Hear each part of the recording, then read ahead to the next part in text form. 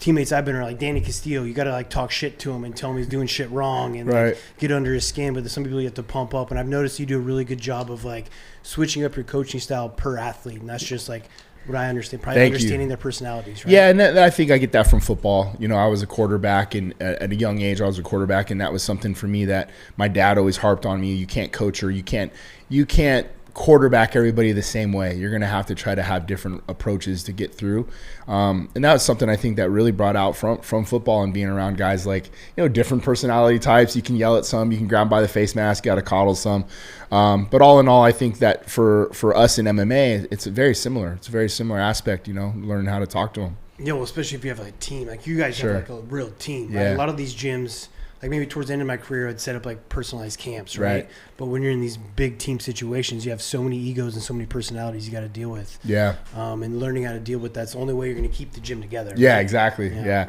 And I think that's one thing too, is like as you know, I say I'm the leader, but I like that when you walk in our gym, like you don't know who the leader is. Like I want everyone to have their say and to be able to voice their opinion, and you know, it's more of a you know, the team environment rather than a dictatorship. You know what I mean? Yeah. So you guys have been working together for 10 years? Yeah, just about, yeah. And you guys met each other in Vegas? Mm-hmm. Yeah. Where were you training before that? In Hawaii. I flew out. Actually, I did a couple camps, like 3-week camps. I'd fly out from Hawaii and like stay with Brad Tavares, sleep on his couch.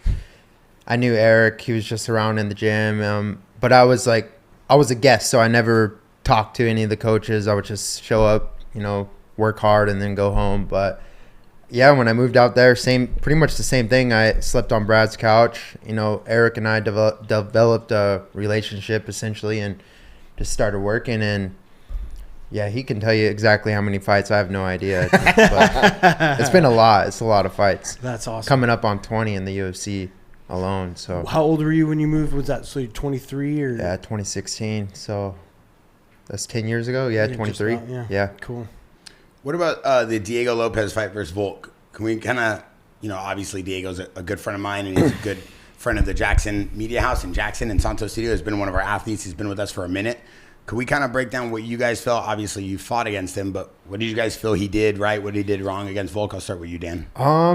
My personal opinion is he changed. I don't know if he changed his mindset being a 5-round fight or he's fighting Volk or it's for the title, but he was a little too technical when he just, I don't know. I felt like he reserved himself a little bit.